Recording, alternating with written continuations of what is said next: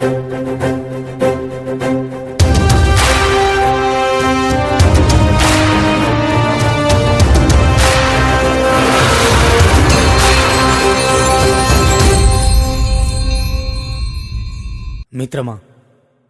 ఒక్క మాట.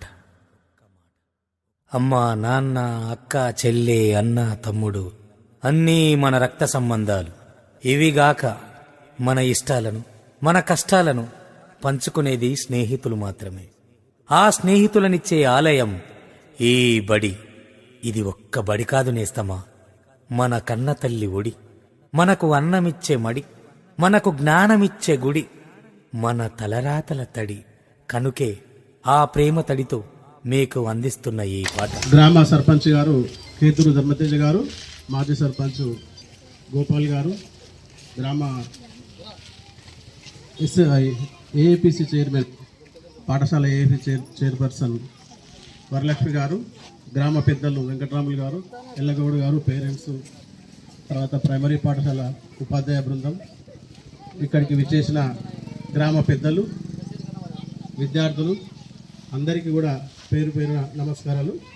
ఈరోజు చాలా సంతోషంగా ఉంది. బడిబాట ప్రోగ్రాము మనము ప్రారంభించినందుకు వారందరికీ కూడా ప్రత్యేకంగా ధన్యవాదాలు తెలియజేస్తున్నాను.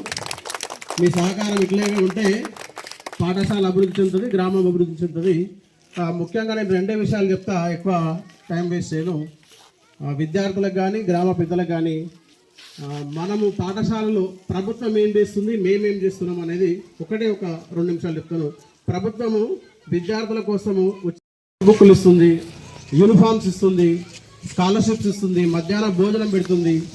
తర్వాత ప్రభుత్వము మనకు పాఠశాల బిల్డింగు, దాంతోపాటుగానే కరెంటు బిల్లు, ఈ మెయింటెనెన్స్, ఉపాధ్యాయుల జీతాలు అంతా కలిపి దాదాపు ఒక్క పిల్లవానికి సంవత్సరానికి 1,00,000 నుంచి 1,20,000 రూపాయలు ఖర్చు చేస్తుంది ప్రభుత్వం. ఒక్క పిల్లవానికి 1,00,000 నుంచి 1,20,000 ఖర్చు చేస్తుంటే ఒక పిల్లవానికి దాదాపు నెలకు వచ్చేసి ఒక 10,000 ఖర్చు చేస్తుంది ప్రభుత్వం. నేనేం చెప్తున్నా, గ్రామంలో ఉన్న పేదవారు ప్రత్యేకంగా వాళ్ళు డబ్బులు బాగా ప్రైవేటుకు ఇచ్చేసి ప్రైవేటు పాఠశాలకు పంపి వాళ్ళ డబ్బులు వేస్ట్ చేసుకోకుండా మనము 2,500 పెన్షన్కు, 5,000 పెన్షన్కు చాలాసార్లు ఆఫీసుల చుట్టూ, అధికారుల చుట్టూ తిరుగుతాం. ఇక్కడ మన పిల్లవానికి నెలకు ఒక 10,000 పెన్షన్ లాగానే, సంక్షేమ పథకం లాగానే అనుకోండి, మనకు మన ఆదాయాన్ని పొదుపు చేసుకునే అవకాశము, పిల్లలకు మంచి చదువుకునే అవకాశం కూడా మన ప్రభుత్వ పాఠశాలల ద్వారా ప్రభుత్వం అందిస్తుంది. కాబట్టి మనమందరం కూడా ప్రైవేటు పాఠశాలల మోజులో పడి ఎక్కువ ఫీజులు అక్కడ చెల్లించి ఆర్థికంగా ఇబ్బంది పాలు కాకుండా మన పాఠశాలకే పంపాలని ఈ సందర్భంగా గ్రామస్తులను, గ్రామ పెద్దలను, మీ యొక్క విద్యార్థులను మీ ద్వారా మీ తల్లిదండ్రులకు అందరికీ కూడా తెలియజేస్తున్నాను.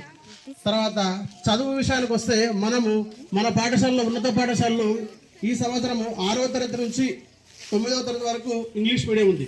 ఇక మీరు ప్రైమరీ స్కూల్ నుంచి తీసుకుంటే నర్సరీ నుంచి 9th క్లాస్ వరకు ఈ సంవత్సరం ఇంగ్లీష్ మీడియం ఉంది. ఒక 10th క్లాస్ మాత్రమే తెలుగు మీడియం ఉంటుంది.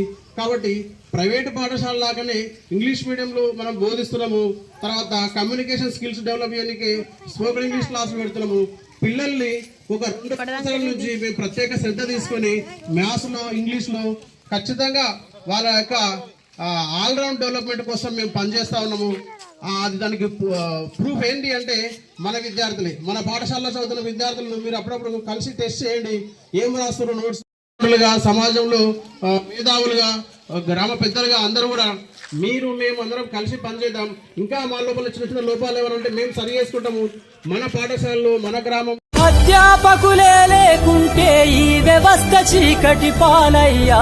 తరగతి గదిలో తలరాతలు మార్చేటి గురువులారా, విశ్వానికి విజ్ఞానం అందించే ఆది గురువులారా.